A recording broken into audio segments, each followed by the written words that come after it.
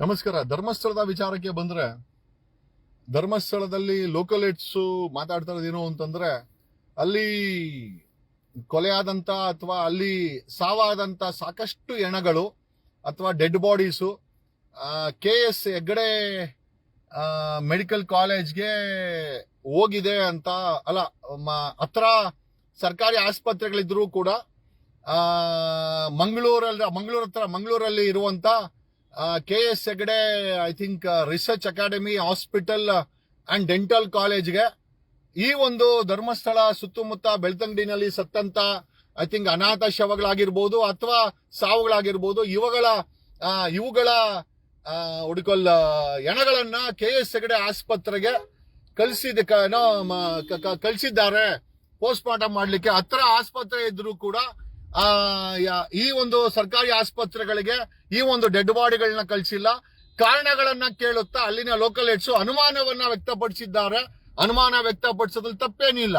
ಸತ್ತಂತ ಸರ್ಕಾರಿ ಆಸ್ಪತ್ರೆ ಹತ್ರ ಇದ್ದಾಗ ಎಲ್ಲೋ ಇರುವಂತ 40 ಕಿಲೋಮೀಟರ್ 50 ಕಿಲೋಮೀಟರ್ 60 ಕಿಲೋಮೀಟರ್ ದೂರದಲ್ಲಿರೋ KS ಹೆಗ್ಡೆ ಆಸ್ಪತ್ರೆಗೆ ಈ ಒಂದು ಡೆಡ್ ಬಾಡಿಗಳನ್ನ ಯಾಕೆ ಕಳಿಸಿದ್ರು ಅನ್ನೋ ಪ್ರಶ್ನೆಯನ್ನ ಲೋಕಲ್ ಜನ ಅಥವಾ ಅಲ್ಲಿನ ಬೆಳ್ತಂಗಡಿ ಮತ್ತೆ ಧರ್ಮಸ್ಥಳದ ಜನ ಪ್ರಶ್ನೆ ಮಾಡ್ತಾ ಇರೋದ್ರಿಂದ ನಾವು ಕೇಳೋದೇನು ಅಂತಂದ್ರೆ, ಆಮೇಲೆ ನಿಮ್ಗೆ ಈ KS ಹೆಗ್ಡೆ ಎಜುಕೇಶನ್ ಟ್ರಸ್ಟ್ ಅಥವಾ ಮೆಡಿಕಲ್ ಕಾಲೇಜ್ ಮೆಮೊರಿ ಟ್ರಸ್ಟ್ ಅಂತ ಏನ್ ಮಾಡಿದ್ದಾರೆ, ಇದು ಯಾರ್ದು ಅಂತ ನಿಮ್ಗೆ ಎಷ್ಟೋ ಜನಕ್ಕೆ ಗೊತ್ತಿಲ್ಲ.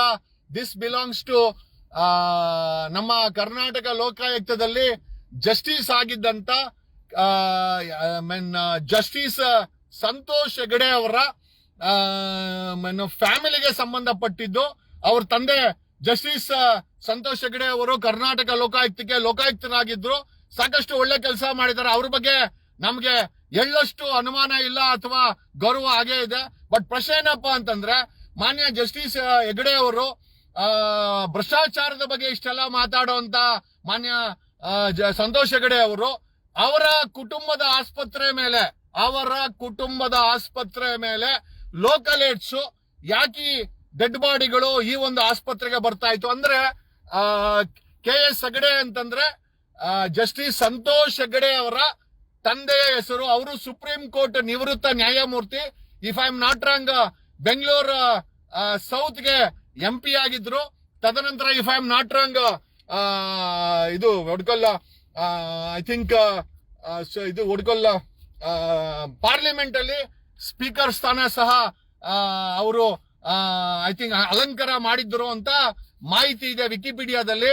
ನಾನ್ ಕೇಳೋದೇನು ಅಂತಂದ್ರೆ, sir with great respect justice Santosh Hegde ಅವರೇ, ನಿಮ್ಮ ಕುಟುಂಬ ನೀವು ಒಂದ್ ಬಾರಿ ಹೇಳಿದ್ ನನಗೆ ಜ್ಞಾಪಕ ಇದೆ, ನನಗಿರೋದು ಒಂದೇ ಹೆಂಡತಿ ಆಮೇಲೆ ಒಂದೇ ಮನೆ ಅಂತ. ಡೆಫಿನೆಟ್ ಆಗಿ ಈಗ KS Hegde I think hospital trust ನಿಮ್ ಕುಟುಂಬ ನೋಡಿದಾಗ ಅಯ್ಯೋ ಅಂತ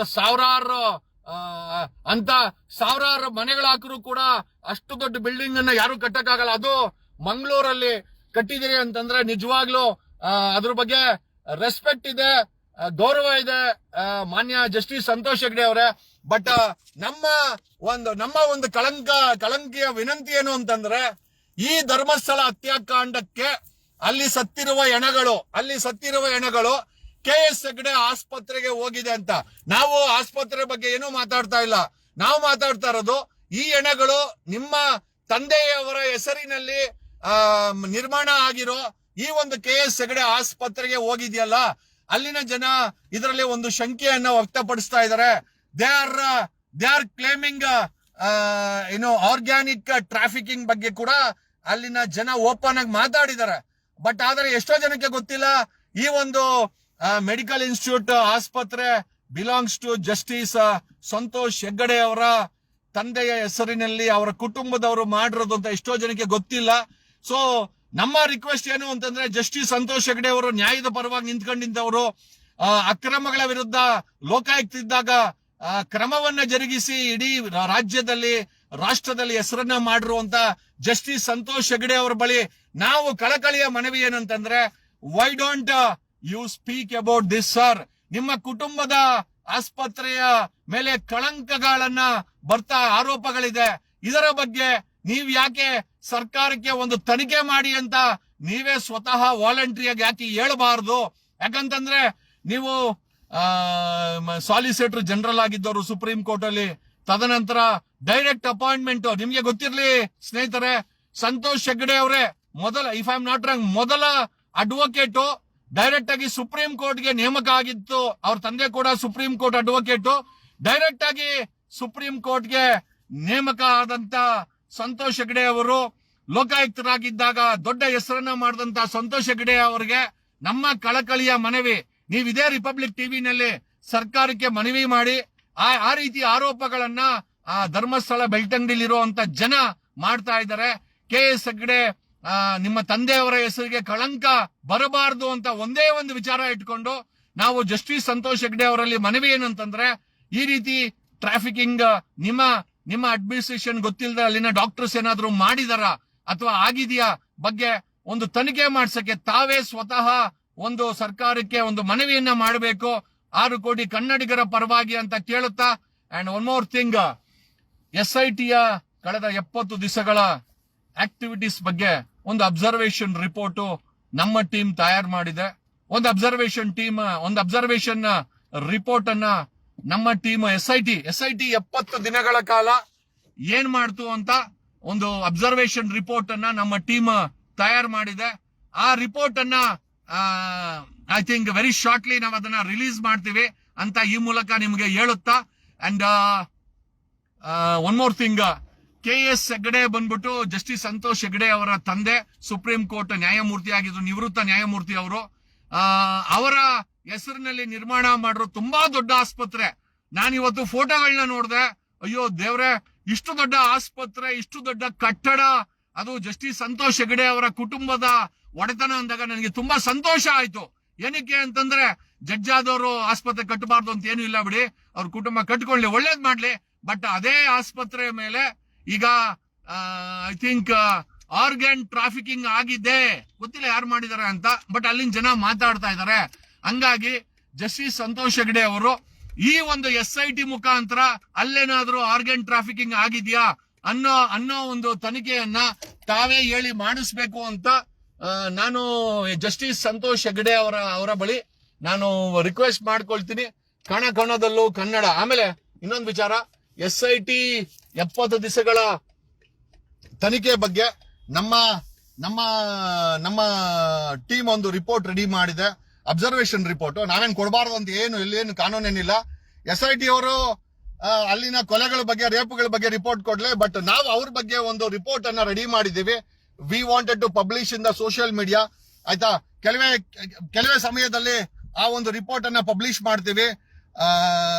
SITಯ ಎಡವಟ್ಟುಗಳು, SITಯ ನಡೆ, SIT ಯಾರ್ಯಾರನ್ನ ಭೇಟಿ ಮಾಡಿದ್ರು, SIT ಏನ್ ಮಾಡ್ತಾ ಇದೆ, ನಿಜವಾಗ್ಲೂ SIT ನಲ್ಲಿ ನಿಷ್ಠಾವಂತ ಅಧಿಕಾರಿಗಳಿದಾರ, ಇದ್ರೆ ಯಾಕೆ ನ್ಯಾಯ ಕೊಡ್ಲಿಕ್ಕೆ ಇಷ್ಟೊಂದು ಒದ್ಲಾಡ್ತಾ ಇದ್ದಾರೆ, ಯಾವ ಸರ್ಕಾರಿ ಅಧಿಕಾರಿಗಳು, MLAಗಳು, ಮಿನಿಸ್ಟರ್ಗಳು, ಆಪೋಸಿಷನ್ ಅವರು SIT ಮೇಲೆ ಒತ್ತಡ ಮಾಡಿದ್ರು, ಯಾರ್ಯಾರು ಒತ್ತಡ ಮಾಡಿದ್ರು, ಯಾವ್ಯಾವ ರೀತಿ ಒತ್ತಡ ಮಾಡಿದ್ರು, ಆಮೇಲೆ ಯಾವ್ಯಾವ ಒತ್ತಡಕ್ಕೆ SIT ಅಧಿಕಾರಿಗಳು ಒಳಗಾಗಿದ್ದಾರೆ, ಒಳಗಾಗಿಲ್ಲ, ಎಲ್ಲ ಮಾಹಿತಿಯನ್ನ ಒಂದು ಸೂಪರ್ ಸೋನಿಕ್ ಸ್ಟಡಿಯನ್ನ ಸಾರ್ವಜನಿಕರ ಮುಂದೆ ಸೋಷಿಯಲ್ ಮೀಡಿಯಾದಲ್ಲಿ ಪಬ್ಲಿಷ್ ಮಾಡ್ತೀವಿ ವಿತ್ ಅಥೆಂಟಿಕೇಟೆಡ್ ಸಪೋರ್ಟಿವ್ ಡಾಕ್ಯುಮೆಂಟ್ಸ್ ಅಂತ ಹೇಳ್ತಾ. SIT ಧರ್ಮಸ್ಥಳದ ತನಿಖೆ ಮಾಡ್ಲಿ, SIT ಮಾಡ್ತಾ ಇರೋ ತನಿಖೆನ ನಾವು ಒಂದು ಸ್ಟಡಿ ರಿಪೋರ್ಟ್ ಅನ್ನ ಪಬ್ಲಿಷ್ ಮಾಡ್ತೀವಿ ಅಂತ ಹೇಳುತ್ತಾ. Yes we wanted to publish it. ಏನಕ್ಕೆ ಅಂತಂದ್ರೆ, ಇವರುಗಳು ನಿಜವಾಗ್ಲೂ ನ್ಯಾಯಯುತವಾಗಿ ತನಿಖೆ ಮಾಡ್ತಾ ಇದಾರ, ಮಾಡ್ತಾ ಇಲ್ಲ, ಅದ್ರ ಬಗ್ಗೆ ಅಬ್ಸರ್ವೇಷನ್ ಮಾಡಬೇಕಾದಂತ ಅವಶ್ಯಕತೆ ಇದೆ ಅಂತ ಹೇಳುತ್ತಾ. KS ಹೆಗ್ಡೆ ಆಸ್ಪತ್ರೆಯಲ್ಲಿ ಟ್ರಾಫಿಕಿಂಗ್ ನಡೆದಿದೆ ಅಂದ್ರೆ ಆ ಒಂದು ಹೆಣಗಳು ಅಲ್ಲಿ ಹೋಗಿರೋದು ಟ್ರಾಫಿಕಿಂಗ್ ವಿಚಾರಕ್ಕೆ ಅಂತ ಒಂದಷ್ಟು ಜನ ವಿಡಿಯೋಗಳನ್ನ ಮಾಡಾಕಿದ್ದಾರೆ. Taking that as a prima facie we have filed a complaint to CBI and medical council of ಇಂಡಿಯಾಗೂ ಸಹ ಈ ಒಂದು ಆಸ್ಪತ್ರೆಯ ಮೇಲೆ ಬಂದಿರುವ ಅಲಿಗೇಷನ್ಸ್ ಬಗ್ಗೆ ಒಂದು ತನಿಖೆಯನ್ನ ಒಂದು ಟೀಮ್ ಅನ್ನ ಕಾನ್ಸ್ಟಿಟ್ಯೂಟ್ ಮಾಡಿ ಇದ್ರ ಬಗ್ಗೆ ತನಿಖೆ ಮಾಡಬೇಕು ಅಂತ ಮೆಡಿಕಲ್ ಕೌನ್ಸಿಲ್ ಆಫ್ ಇಂಡಿಯಾ ಸಂಬಂಧಪಟ್ಟಂತ ರೆಗ್ಯುಲೇಟರಿ ಬಾಡಿಗಳಿಗೆ ಕಂಪ್ಲೇಂಟ್ ಅನ್ನ ಕೊಟ್ಟಿದ್ದೀವಿ. ಜೊತೆಲಿ CBI ಕೊಟ್ಟಿದ್ದೀವಿ. ಜೊತೆನಲ್ಲಿ ಸಿದ್ದರಾಮಯ್ಯ ಮುಖ್ಯಮಂತ್ರಿಯವ್ರಿಗೂ ಕೊಟ್ಟಿದ್ದೀವಿ. ಸಿದ್ದರಾಮಯ್ಯನವರು ಯಾವಾಗ ನೋಡಿದ್ರು ಏನೇ ಕಂಪ್ಲೇಂಟ್ ಕೊಟ್ಟರು ತಲೆ ಕೆಡ್ಸ್ಕೊಳಲ್ಲ. ಯಾಕೆ ಅಂತಂದ್ರೆ ಅವ್ರಿಗೆ ಅನ್ಸುತ್ತೆ ಎಲ್ಲ ಕರೆಕ್ಟ್ ಇದೆ ಅಂತ. ಅದ್ ಹೇಳ್ತಾರಲ್ಲ, ಅವರೇ ಹೇಳ್ತಾರೆ ನನ್ ಮೇಲೆ ಒಂದು ಸಣ್ಣ ಕಳಂಕ ಇಲ್ಲಪ್ಪ ಅಂತ. ಇಷ್ಟು ಕಳಂಕ ಇದೆ ಅಂತ ನಾವು ಕಂಪ್ಲೇಂಟ್ ಕೊಟ್ರು ಅದ್ರ ಬಗ್ಗೆ ಕ್ರಮ ತೆಗೆದುಕೊಳ್ಳದಂತ ಮುಖ್ಯಮಂತ್ರಿ ಅಂತ ಹೇಳುತ್ತಾ, ಕಣ ಕಣದಲ್ಲೂ Kannada. Thanks a lot, love you all.